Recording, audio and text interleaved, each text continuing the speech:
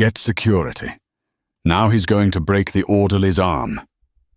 The screams weren't coming from a prisoner of war camp. They were coming from room 304 of St. Jude's Memorial Hospital. The man inside was dying, his organs shutting down his blood, turning toxic, but he would rather die fighting than let a single needle touch his skin. The doctors called him paranoid. The police called him dangerous. But Nurse Sarah Jenkins saw something else. She didn't see a madman. She saw a soldier still holding the line. And to save his life, she had to break protocol and speak 5 words that didn't exist in any medical textbook, a secret code that hasn't been spoken aloud since 1972. What happened next didn't just save a life. It uncovered a classified history that someone wanted buried forever. The rain battered against the glass of the ICU ward at St. Jude's Memorial, creating a rhythmic drumming that usually helped drown out the beeping of monitors. But tonight, nothing could drown out the chaos erupting from room 304. "Do not touch me. I gave you a direct order." The voice was gravel and glass, a throat shredded by years of smoke and apparently screaming. Dr. Gregory Evans stood in the hallway adjusting his glasses, his face a mask of exhausted irritation. He was 28, fresh out of residency, and convinced that every problem could be solved with the right dosage of lorazepam. "Nurse Jenkins," he snapped, not looking away from the clipboard, where he was furiously scribbling notes. "The John Doe, in 304, restraints, now.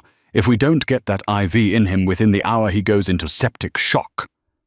Sarah Jenkins didn't move immediately. She was 45, a 20-year veteran of the trauma ward. She had seen drug dealers weep for their mothers and corporate CEOs curse God. She knew the difference between a patient who was delirious and a patient who was terrified. "He's not a John Doe, Gregory," Sarah said, her voice calm but firm. "His wallet says Arthur Vance, and he's not psychotic. He's defending a perimeter." "He broke the orderly's nose, Sarah," Evans hissed, finally looking up. "He's a confused, violent old man who is currently dying of what looks like advanced heavy metal poisoning and sepsis. He is a danger to himself and my staff.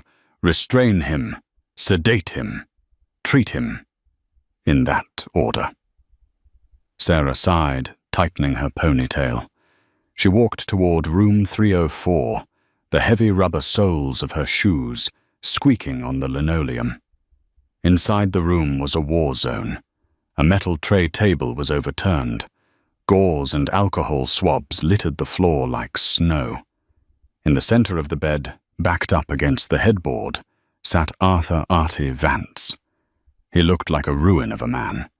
He was skeletal, his skin the color of old parchment covered in liver spots and scars that told stories of violence. His left eye was clouded with a cataract, but his right eye, piercing icy blue, was sharp, darting around the room, assessing threats. He held a plastic water pitcher, like a grenade. "Stay back," Artie roared. His chest heaved, the ribs visible through his thin hospital gown. "I know who sent you. You tell the director, I'm not signing. I'm not signing the exit papers." 2 large security guards stood by the door waiting for the signal to rush him. They looked nervous. This old man, despite weighing maybe 130 pounds, soaking wet, radiated a lethal kind of energy. "Mr. Vance," Sarah said, stepping past the guards. She held her hands up, palms open. "My name is Sarah. I'm not from the director.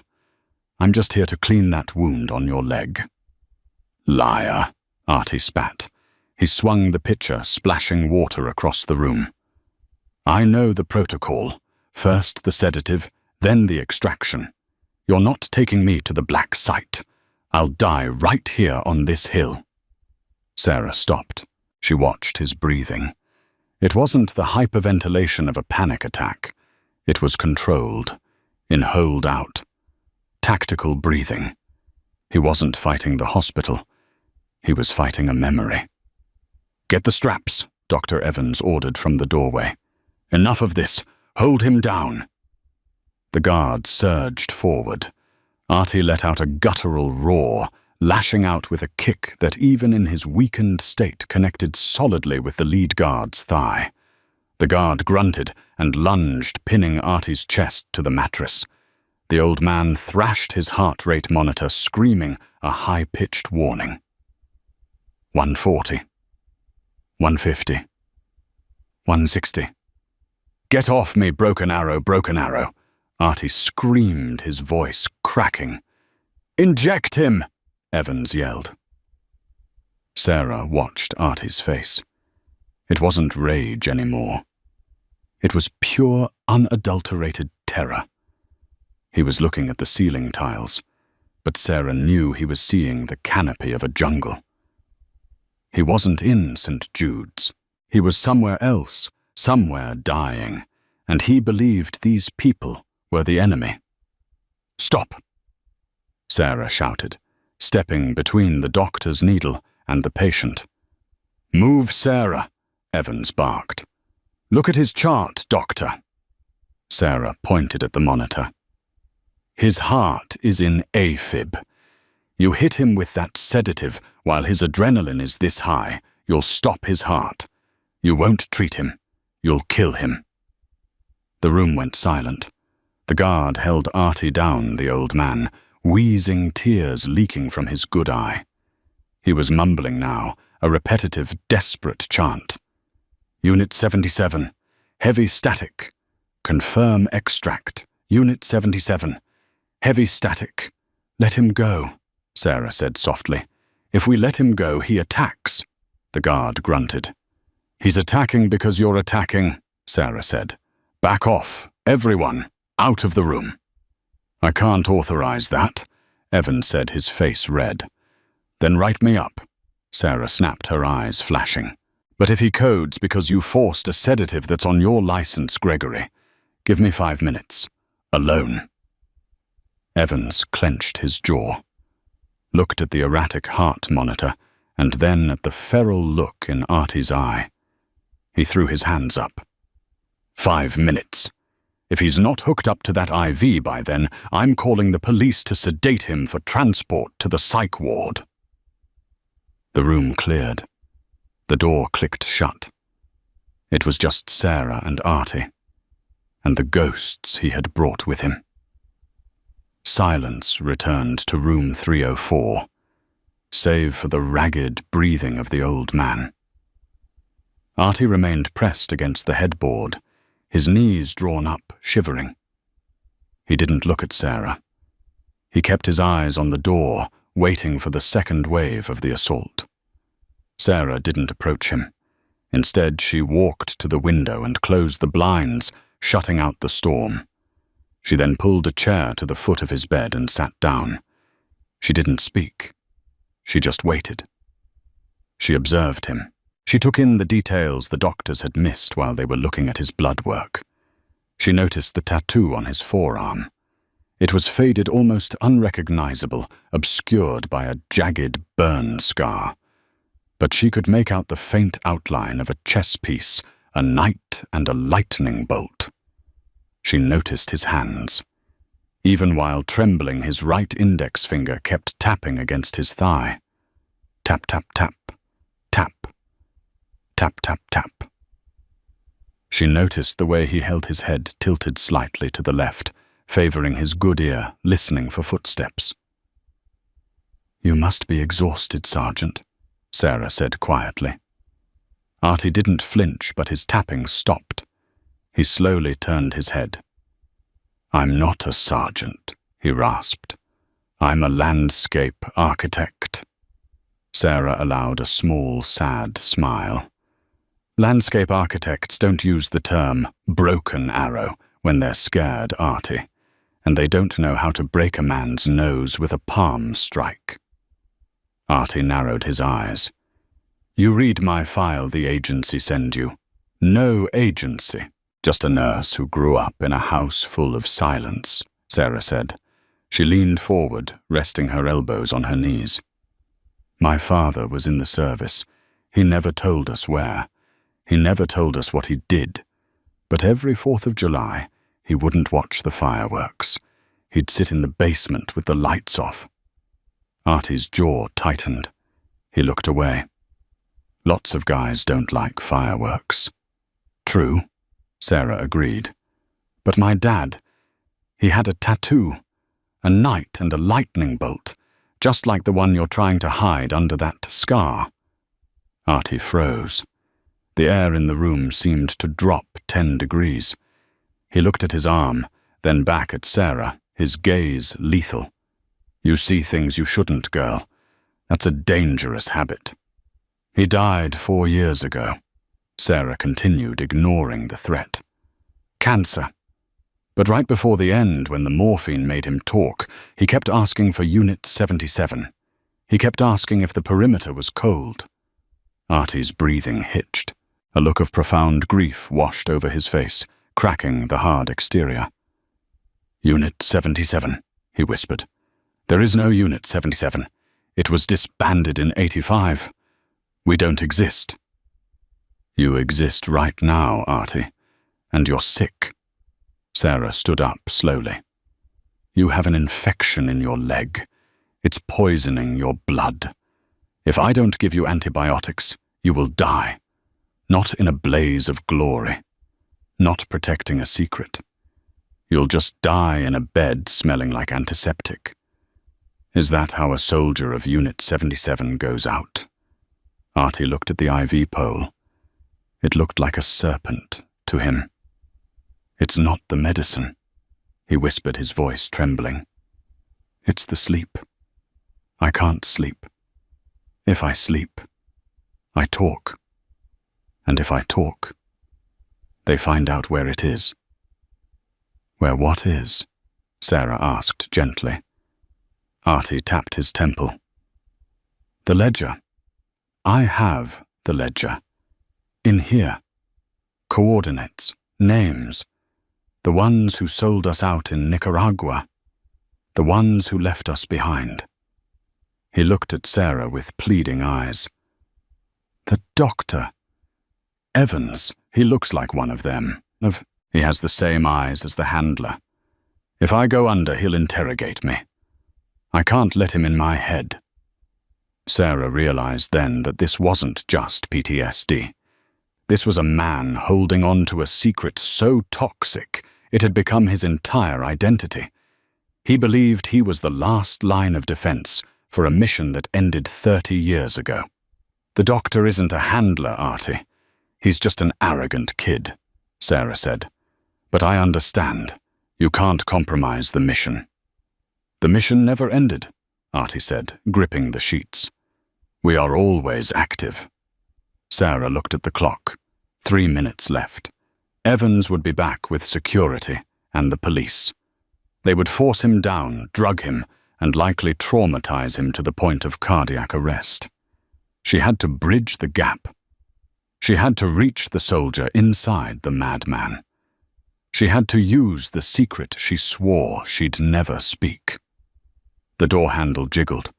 Evans was impatient. Sarah walked to the side of the bed. She needed to be close.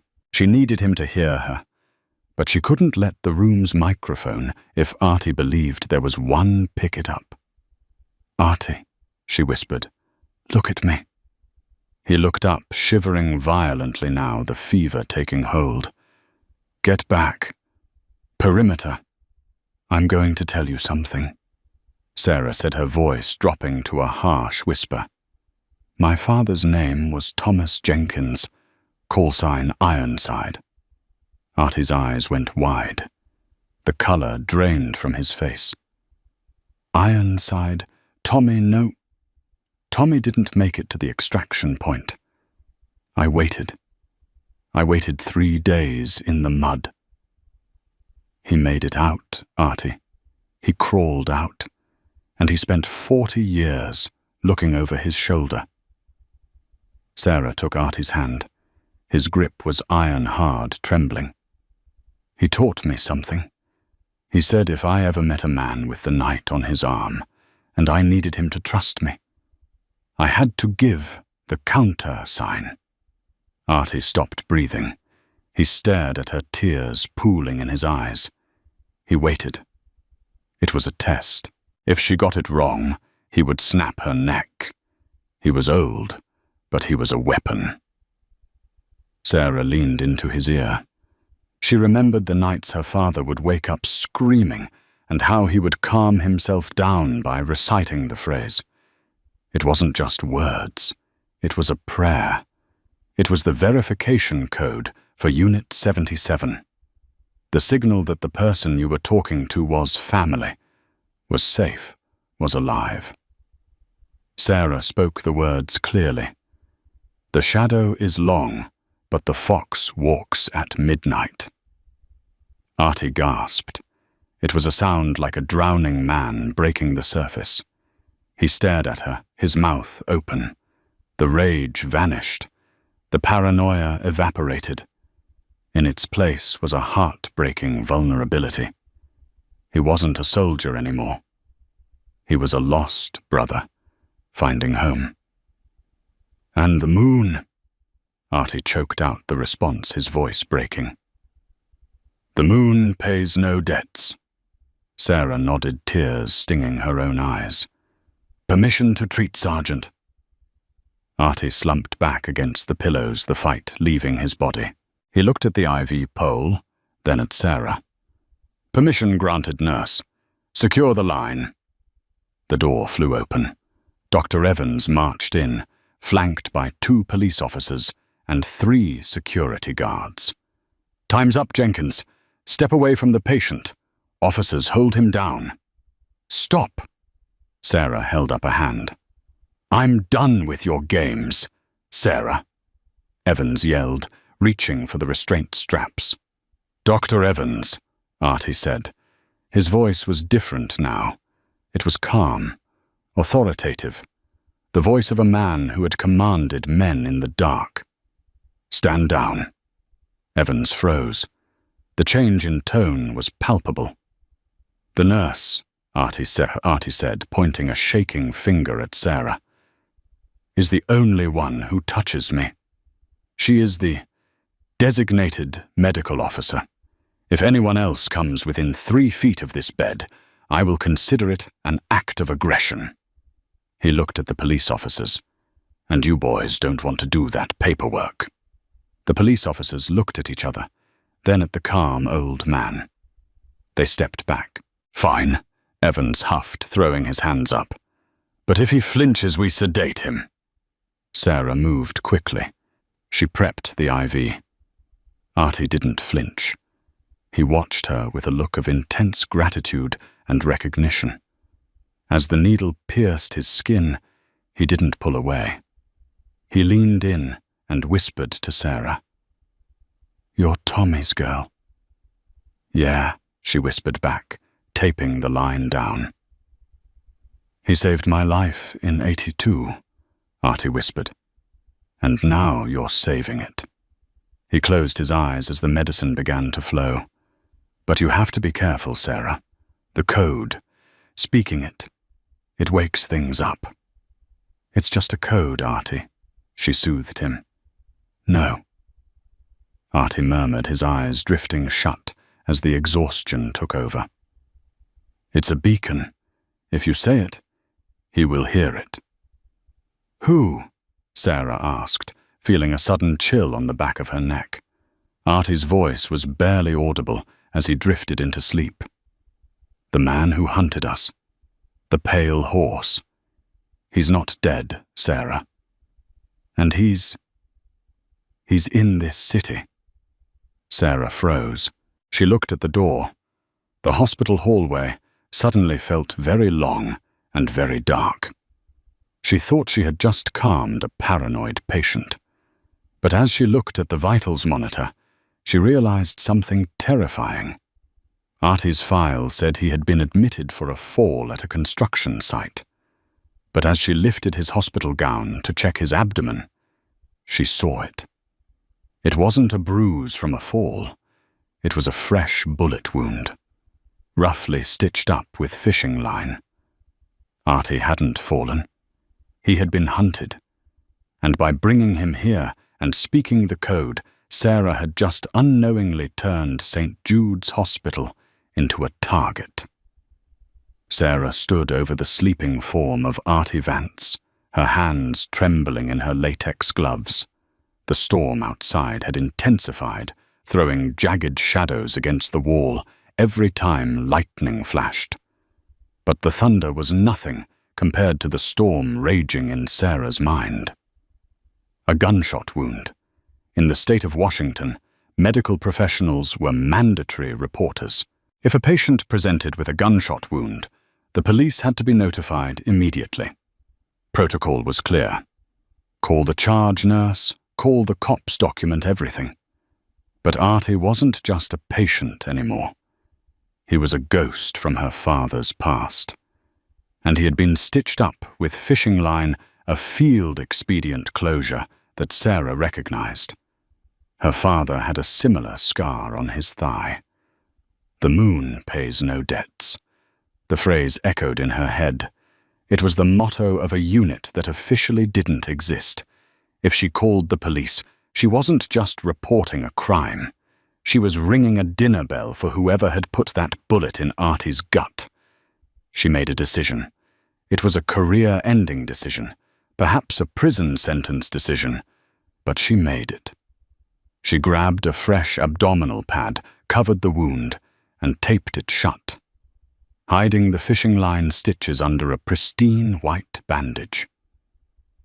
Chart says abrasion from a rebar fall, she whispered to herself. So it's an abrasion. She began to clean him up, wiping the grime and grease from his face. Under the dirt, he looked younger than his file suggested. He was 68, but his body was weathered like he was 80. As she moved his tattered canvas jacket from the chair to the closet, something fell out. It wasn't a wallet.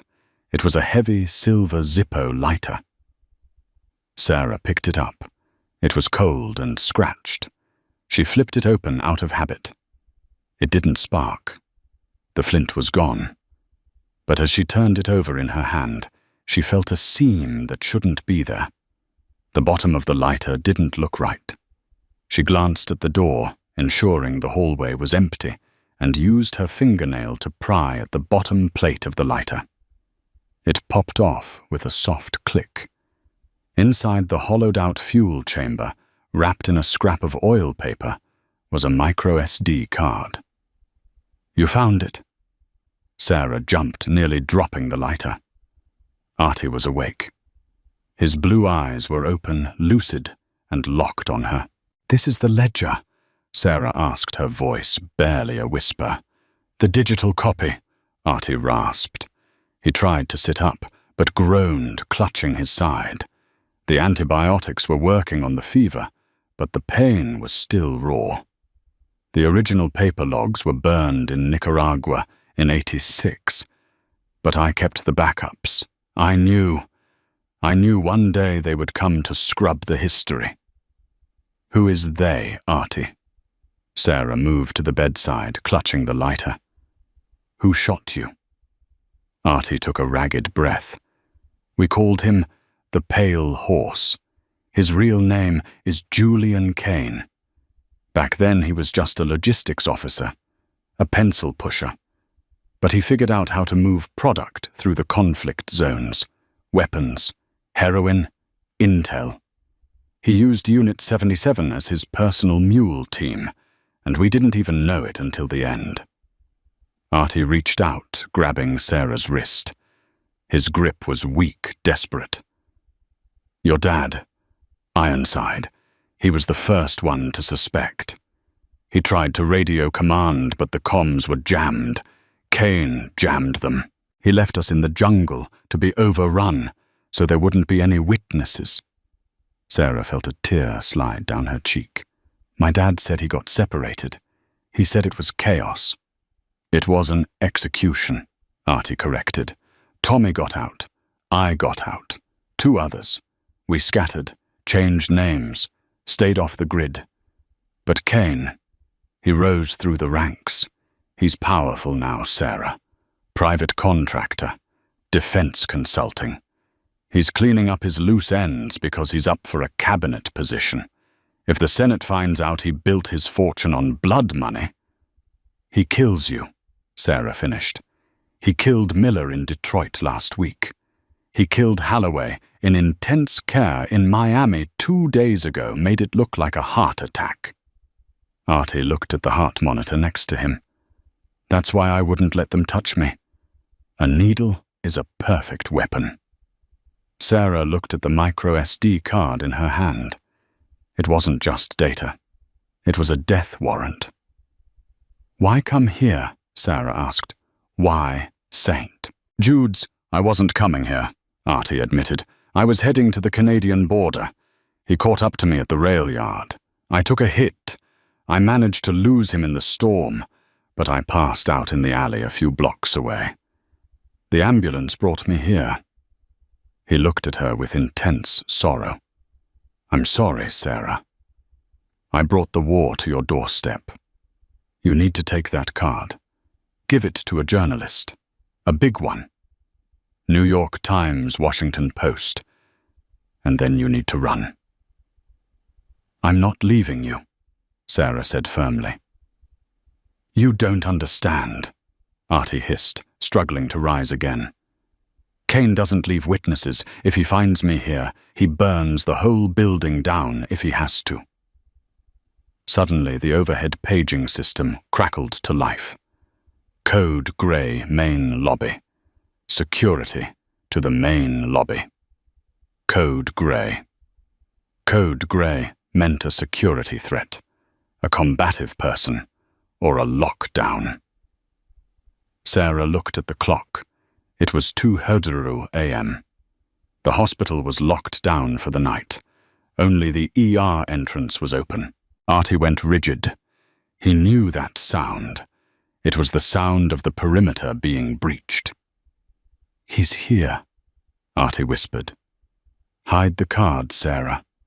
Hide it where God himself can't find it. Sarah shoved the micro SD card back into the Zippo lighter, snapped the bottom shut, and dropped it into the front pocket of her scrubs. She grabbed Artie's hand. You're safe here. She lied, her heart hammering against her ribs. This is a hospital. There are cameras. There are witnesses. Artie looked at her with the pity of a man who had seen villages erased from maps. Cameras break, Sarah. And witnesses. Witnesses just disappear. 3 floors down in the expansive fluorescent-lit lobby of St. Jude's, the atmosphere had shifted from sleepy to terrified in the span of 30 seconds. The night shift security guard was a man named Ben. Ben was a retired high school football coach, big and friendly, who spent most of his nights doing crossword puzzles. He wasn't equipped for Julian Kane. Kane stood at the reception desk. He didn't look like a monster. He looked like a masterpiece of corporate architecture. He wore a charcoal bespoke suit that cost more than Ben made in a year. His hair was silver, perfectly coiffed, and his rimless glasses caught the light, hiding his eyes. He held a black umbrella that was dripping rainwater onto the polished floor. Behind him stood 2 men. They were large, wearing tactical pannets and black windbreakers with vague insignias that looked official but meant nothing. They stood with their hands clasped in front of them, scanning the room with the predatory boredom of apex predators. Sir, like I said. Ben stammered, his hand hovering near the phone. Visiting hours ended at 8. You can't just walk in here. Kane smiled. It was a smile that didn't reach his eyes. It was merely a manipulation of facial muscles. I understand the protocol, officer, but this is a matter of national security. We are tracking a fugitive who poses a significant biological threat. Biological? Ben blinked. Kane slid a laminated badge across the counter. It had a Department of Defense seal, a holographic chip, and a clearance level that Ben had never seen. The individual is Arthur Vance. He is an escaped patient from a containment facility. He is carrying a highly contagious strain of viral hemorrhagic fever. He is delusional, violent, and highly infectious. Ben recoiled, pulling his hand back from the counter. Infectious. He's here admitting said we just had a John Doe with sepsis. That is the cover story his mind has created, Kane lied smoothly. He believes he is a soldier. He believes he is being hunted. It is part of the pathology. We need to extract him immediately before he contaminates your staff. Where is he? Ben hesitated. I have to call the administrator. Kane leaned forward. The air pressure in the room seemed to drop. If you make a call, you waste time. If you waste time, the virus spreads. Do you want to be responsible for an outbreak in your own city, Ben? He knew the guard's name. He hadn't looked at the name tag. Ben swallowed hard. He typed into the computer. Room 304, ICU, 3rd floor. Thank you, Ben. You're a patriot. Kane straightened up and nodded to his men. Lock down the exits. Disable the outgoing phone lines. We initiate quarantine protocol. No one leaves until I have the asset. As Kane walked toward the elevators, Ben picked up the phone to call Dr. Evans. The line was dead. He tried his cell phone. No signal. He looked at the men guarding the doors. One of them produced a small black device from his pocket, a signal jammer. Ben realized then that this wasn't a quarantine. It was a takeover. Up on the 3rd floor, Sarah was pacing. She had moved the heavy armchair in front of the door, a flimsy barricade, but it was something. You need a weapon, Artie said. He was sitting up on the side of the bed now, adrenaline overriding his weakness. He held a pair of surgical scissors he had swiped from the tray. I am a nurse, Artie. We don't do weapons, Sarah snapped, though her eyes were scanning the room for anything heavy. Everyone is a weapon if you press them hard enough, Artie replied. The elevator dinged down the hall. Sarah froze. It was the only elevator that accessed the ICU at night. Step, step, step. The footsteps were slow, deliberate, hard leather on tile. They were distinct from the soft squeak of nurses' crocs or the shuffle of doctors. These were the footsteps of a man who owned the ground he walked on. Sarah pressed her ear to the door. She heard voices at the nurses' station. Gentlemen, can I help you? It was Dr. Evans. He sounded annoyed as usual. This is a restricted area. Dr. Evans, a smooth baritone voice replied. I am Agent Kane. We are here for the patient in 304. The John Doe, Evans scoffed. He's in critical condition. He's septic. You can't move him. We have a containment unit downstairs, Kane said. Step aside, doctor. I will not, Evans said. For all his arrogance, Gregory Evans was a doctor who took his oath seriously. This is my ward. You don't have jurisdiction here without a warrant. There was a pause, a heavy, pregnant silence. Show him the warrant, Kane said. There was a muffled thump, like a heavy book hitting a desk, followed by the sound of a body hitting the floor. Sarah gasped, covering her mouth. Dr. Evans! One of the other nurses screamed. Oh my God! What did you do? He's just sedated. Kane's voice drifted down the hall, calm and terrifying. He was hysterical. Nurse, point me to room 304. The nurse was hyperventilating. 304, Kane repeated. Now, or you join the doctor. Sarah turned to Artie. The old man was standing now, leaning heavily on the IV pole. He looked like a skeleton warrior. He held the scissors in a reverse grip. He's going to kill us, Sarah whispered. He's going to try, Artie growled. Help me to the door. What? No. We need to barricade it.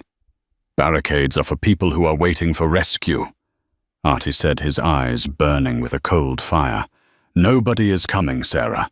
We have to break the ambush. Open the door. You're crazy. Open the door, verify the target, and drop to the floor, Artie commanded. It was the voice of Unit 77. Do it! Sarah's trembling hand grabbed the door handle. She pulled the armchair away.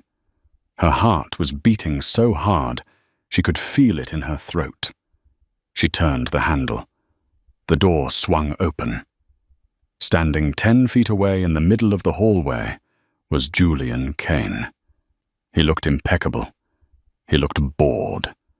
When he saw Sarah, he smiled. Ah, Miss Jenkins, the daughter of the late Thomas Jenkins. I see the family resemblance. You have his stubborn chin. Get away, Sarah said, her voice shaking. Give me the old man and you walk away, Kane said, taking a step forward. I have no quarrel with you, Sarah. You're a civilian. Just hand him over. He's a patient. He's a loose end. Kane reached into his jacket. He didn't pull out a badge this time. He pulled out a suppressed pistol. Last chance. Sarah didn't move. She stood in the doorway, blocking his view of the bed. A pity, Kane sighed. He raised the gun. Now! Artie screamed from inside the room. Sarah dropped to the floor, curling into a ball. Artie didn't charge out. He didn't shoot. He kicked the IV pole. He had rigged it. While Sarah was pacing, he had looped the oxygen tubing around the wheels of the heavy metal stand and the overturned tray table. He kicked it with his good leg, sending the metal stand skidding into the hallway like a bowling ball. Kane fired foot, 2 shots that sparked off the metal pole as it careened toward him. He stepped back, annoyed, dodging the debris. Fire alarm, Artie yelled at Sarah. Pull it! Sarah scrambled on her hands and knees across the hallway floor toward the red box on the wall. Stop her, Kane ordered his men who were coming around the corner. One of the tactical officers lunged for Sarah. She felt a hand grab her scrub top, yanking her back. She screamed, flailing. Artie appeared in the doorway. He looked like death incarnate. He wound up and threw the heavy glass water pitcher with pitcher-perfect accuracy. It smashed into the tactical officer's face, shattering into jagged shards. The man howled, letting go of Sarah. Sarah lunged forward and slammed her hand down on the white handle. Clang! Clang! Clang! Clang! The fire alarm shrieked. Strobe lights began to flash, turning the hallway into a disorienting nightmare of white bursts and darkness. Go! Artie yelled, grabbing Sarah's arm with surprising strength. Move into the stairwell. We can't outrun them, Sarah cried, supporting his weight as they stumbled toward the exit. We don't have to outrun them, Artie panted, clutching his bleeding side. We just have to get to the sub-basement. Why the sub-basement? Because, Artie grinned, blood staining his teeth. That's where the oxygen tanks are stored, and I need to build a bomb. The stairwell was a concrete echo chamber. The wail of the fire alarm bounced off the walls, a rhythmic shriek that masked the sound of their ragged breathing, but not the heavy boots thundering down from the floors above. Sarah had Artie's arm draped over her shoulder. He was dead weight. The adrenaline that had propelled him out of the room was fading, replaced by the crushing reality of sepsis and blood loss. Every step down was a battle. Leave me, Artie wheezed, stumbling on the landing of the first floor. Block the door. Run. Shut up, Sergeant, Sarah panted, using his own rank against him. We don't leave men behind. That's the code, right? Artie looked at her, a flicker of pride cutting through the pain in his eyes. You really are Tommy's girl. They reached the sub-basement door. It was heavy steel marked authorized personnel only. High voltage, oxygen storage. Sarah threw her weight against the crash bar, and they spilled into the cool, humming darkness of the hospital's bowels. This was the mechanical heart of St. Jude's. Massive boilers hissed like sleeping dragons. Thick bundles of colored wires snaked along the ceiling. And in the corner, a cage morceaued of chain-link fence held rows of tall green oxygen tanks. "The breaker panel," Artie commanded, pointing a shaking finger toward a grey wall of industrial switches.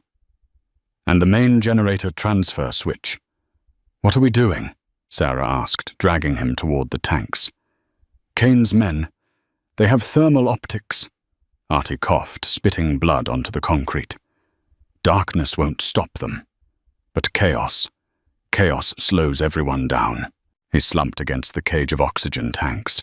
His hands were shaking so badly he could barely grip the wrench hanging on the wall. "I need you to open 3 of these tanks, all the way. Fill the room with O2.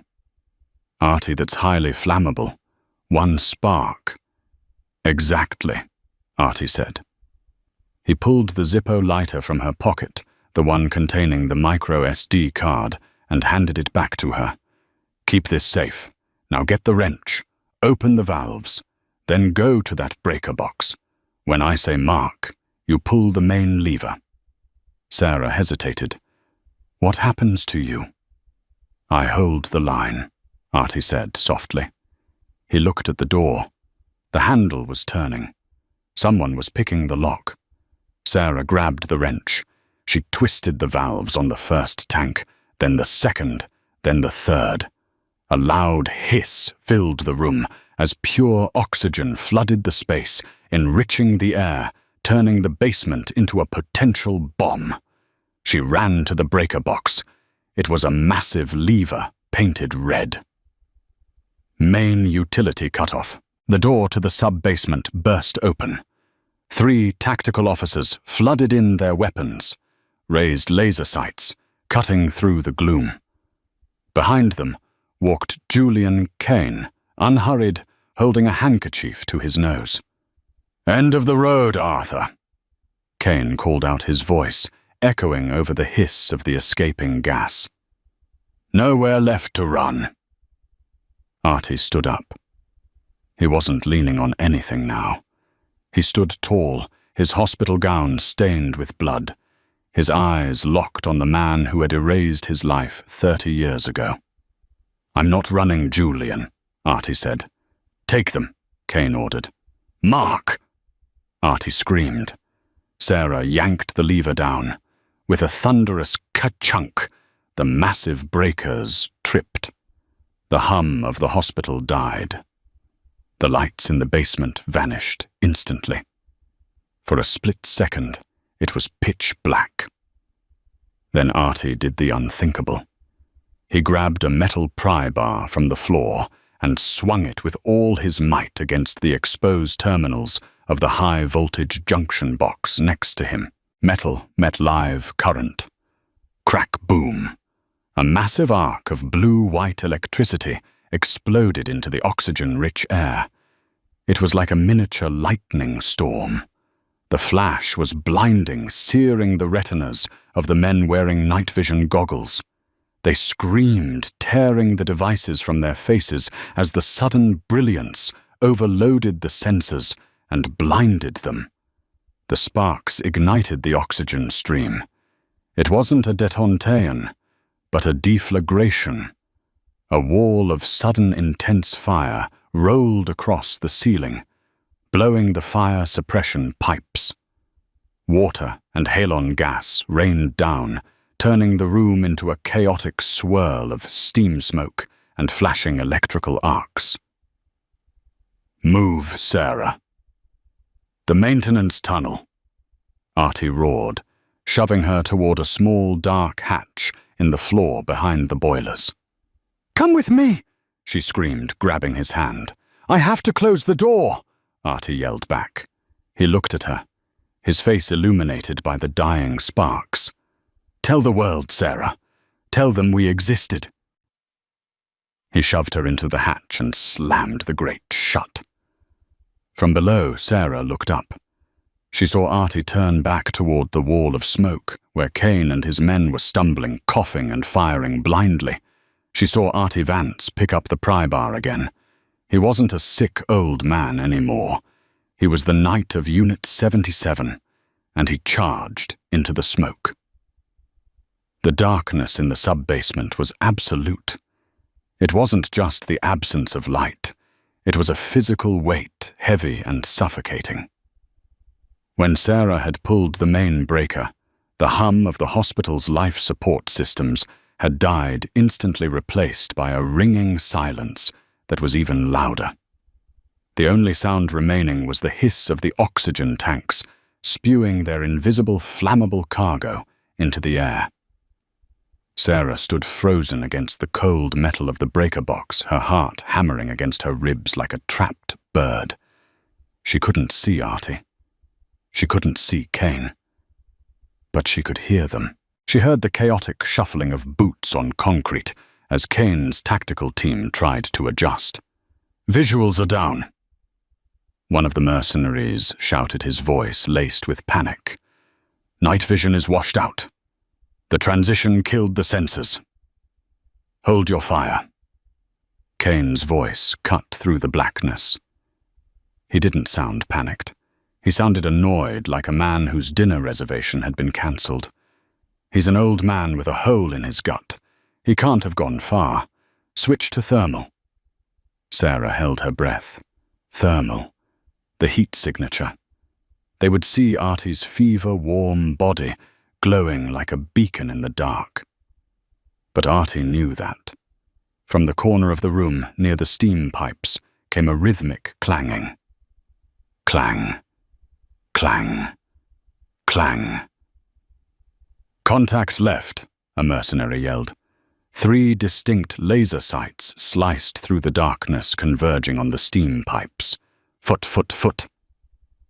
Suppressed rounds sparked off the metal punching holes in the high-pressure steam line. A jet of scalding white steam erupted with a banshee scream, filling the left side of the room with a superheated cloud. "Hold fire, you idiots!" Kane roared. "He's baiting you." The steam did exactly what Artie intended. It created a wall of heat, a thermal bloom that blinded the thermal goggles. Now Kane's men were blind in every spectrum. "You're in my world now, Julian." Artie's voice floated out of the gloom. It was impossible to pinpoint where it came from. The acoustics of the concrete room threw his voice everywhere. "You spent 30 years sitting in air-conditioned offices, signing kill orders. You forgot what the jungle smells like." "I smell a dead man," Kane retorted, though Sarah could hear the click of his own safety coming off. "You think darkness will save you? I have 3 men at the door. You're trapped in a box." "I'm not trapped," Artie whispered. The voice was suddenly right next to Sarah. She jumped, nearly screaming, but a calloused hand clamped over her mouth. Artie was leaning heavily against her.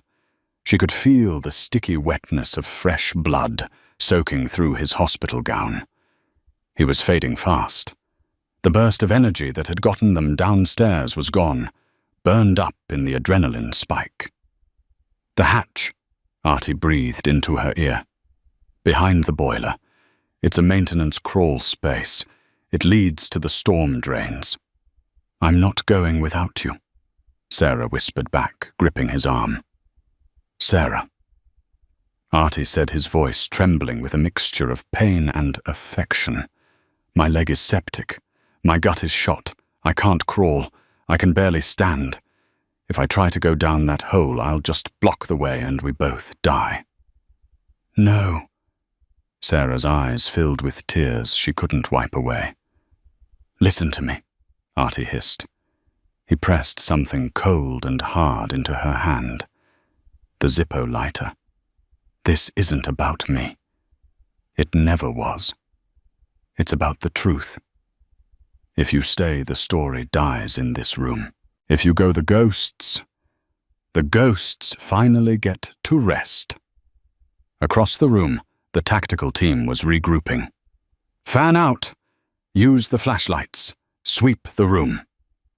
Beams of blinding white LED light began to cut through the steam and darkness, sweeping closer and closer to where Sarah and Artie were huddled behind the generator. Go, Artie commanded. It was the order of a sergeant. That is a direct order, nurse. Sarah sobbed a silent, racking convulsion. She squeezed his hand one last time. Thank you, Artie. Go, Tommy's girl. Run. Sarah dropped to her knees. She found the iron ring of the floor hatch. It was heavy, rusted shut by years of neglect. She pulled her muscles, straining adrenaline, giving her the strength of 10 women. With a groan of metal on metal, it popped open. The smell of sewage and rot wafted up. It was the smell of freedom. She lowered herself into the hole. Just before her head dipped below the rim, she looked up. Artie Vance had stepped out from behind the generator. He stood directly in the beam of 3 tactical flashlights. He looked like a ruin of a man, pale, bleeding, shaking, but he held the heavy iron pry bar in his hand, like Excalibur. There he is, a mercenary shouted. Drop the weapon. Artie didn't drop it. He smiled, a blood-stained, wolfish grin. Broken arrow, Artie whispered. He raised the pry bar, but he didn't attack the men. He swung it with every ounce of life he had left at the junction box on the wall where the high-voltage cables met the exposed copper. No! Kane screamed, realizing too late what the hissing sound in the room had been. Oxygen. Artie's metal bar hit the live current. Sarah slammed the hatch shut and locked the wheel just as the world above her turned white. The explosion wasn't a movie fireball. It was a concussive wave that shook the very foundations of the earth. Even through the heavy iron door and the concrete floor, Sarah felt the slam of it. Dust and rust rained down on her head. The sound was a muffled thump that vibrated in her teeth. Then silence. Sarah turned on the small flashlight on her keychain, a tiny pathetic beam in the oppressive dark of the tunnel. She began to crawl. The tunnel was a nightmare.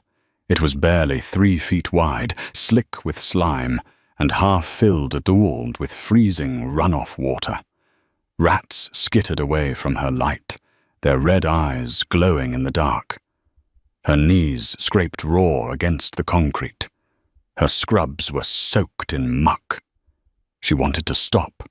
She wanted to curl up in the fetal position and cry until the world ended.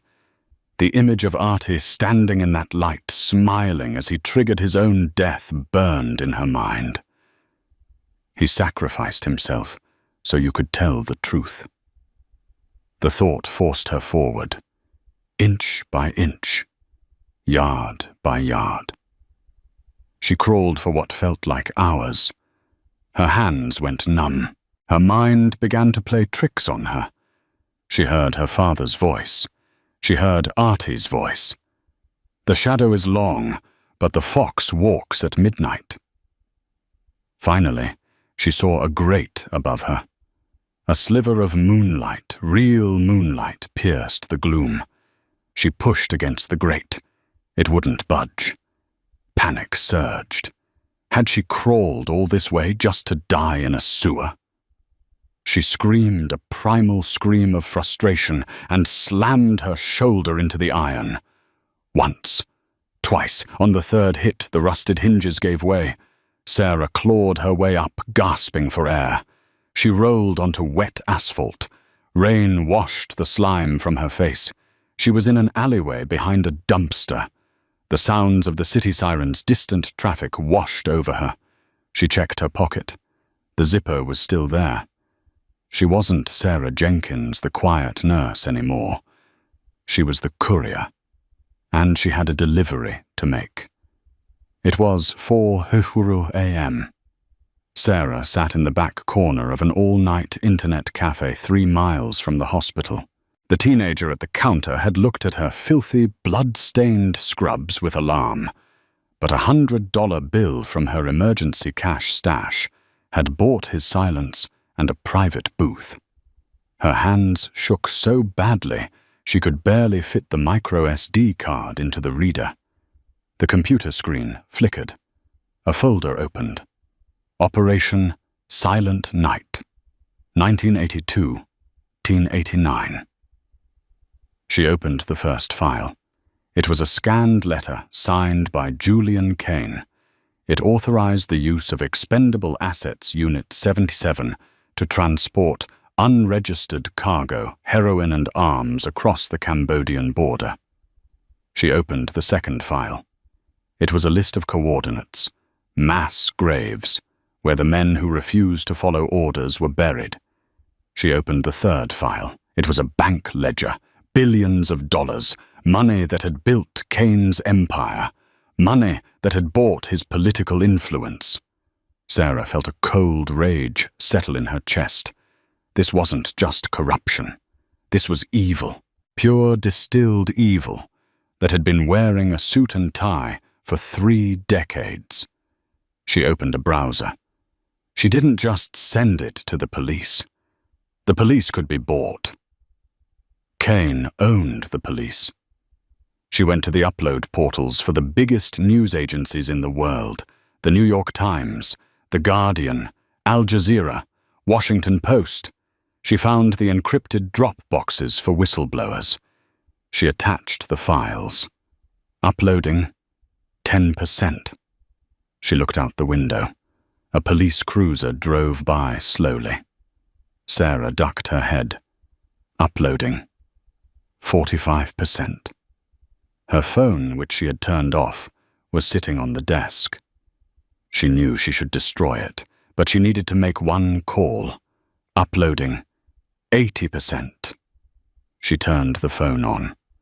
Immediately it buzzed with 50 missed calls and texts. "Where are you? Police are here. Sarah, pick up." She dialed the number for the FBI field office in Seattle. Not the local police. The feds. "FBI Seattle, state your emergency." "My name is Sarah Jenkins," she said, her voice steady, terrified and defiant. "I am currently uploading classified evidence regarding Julian Kane and the massacre of Unit 77. By the time you trace this call, the world will know. Uploading 100%. Sent." "Ma'am, stay on the line," the operator said, her tone shifting instantly. "No," Sarah said. She pulled the micro SD card out and snapped it in half. The digital copy was gone. The cloud had it now. "I'm done." She hung up. She walked out of the cafe and into the rain. 2 days later. Sarah sat in the departure lounge of SeaTac Airport. She looked different. Her hair was cut short and dyed black. She wore oversized sunglasses and a nondescript grey hoodie. The TV monitors hanging from the ceiling were all tuned to the same news channel. The volume was low, but the headlines were screaming in bold red text. "Defense contractor arrested in massive corruption scandal." The footage showed a chaotic scene outside a luxury estate in Virginia. FBI agents in windbreakers were leading a man in handcuffs toward a waiting SUV. It was Julian Kane. He didn't look like the smooth predator from the hospital hallway. He looked old. He looked small. His hair was disheveled, and he was shouting at the cameras, but no one was listening to his orders anymore. The news anchor's voice cut in. The documents leaked by an anonymous source detail decades of illegal arms dealing and extrajudicial killings orchestrated by Kane's private firm. The leak has also shed light on the fate of Unit 77, a special forces platoon previously thought to be a clerical error. The Pentagon has announced a full inquiry. Sarah watched Kane being shoved into the car. She didn't smile. She just felt a heavy weight lift off her chest, a weight she hadn't realized she'd been carrying since she was a little girl, watching her father stare at the wall. The anchor continued. Tragically, the leak came at a cost. Authorities are still investigating the fire at St. Jude's Hospital. While no staff or patients were harmed, the body of an unidentified man was recovered from the sub-basement. Forensic analysis suggests he triggered the explosion to prevent mercenaries from accessing the hospital's main levels. He is being hailed as a hero. They showed a picture. It was a grainy security camera, still from the hospital lobby, taken hours before the chaos. It showed Artie Vance. He looked frail, yes, but he was standing straight. Sarah reached into her pocket. Her fingers brushed the Zippo. She pulled it out. She had bought a new flint and fluid at a gas station. She walked to the large glass window, looking out at the tarmac. The rain had stopped. The sun was trying to break through the grey Pacific Northwest clouds. She flipped the lid open. Clink. She spun the wheel. Snick. A strong, steady orange flame erupted. It danced in the reflection of the glass. "Perimeter clear, Sergeant," she whispered. She watched the flame for a long moment, honoring the man who wouldn't let anyone treat him until someone finally treated him like a soldier. She snapped the lighter shut. Click. Mission accomplished. Nurse Sarah Jenkins picked up her bag. She wasn't running away anymore.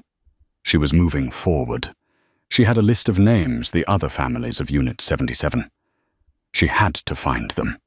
She had to tell them that their fathers and brothers hadn't just disappeared. They had been heroes, and she was the only one left to tell the story. And that, my friends, is the story of the ghost of St. Jude's. It's a terrifying reminder that history is written by the victors. But sometimes the truth survives in the ashes. Artie Vance spent 30 years running only to stop and fight when it mattered most. He died so the truth could live. It makes you wonder how many secrets are buried in the people we pass by every day. The homeless veteran on the corner, the quiet old man in the nursing home. What wars are they still fighting in their heads? If this story hit you as hard as it hit me, please do me a favor. Smash that like button. It tells YouTube that these kinds of stories about real heroism and sacrifice, matter. And if you want to join our community of storytellers and truth seekers, hit subscribe and turn on notifications. I have another story coming next week about a deep-sea diver who found something in the Mariana Trench that the government tried to hide for 50 years. You do not want to miss that one. Share this video with someone who needs to hear it. And until next time, keep the perimeter secure.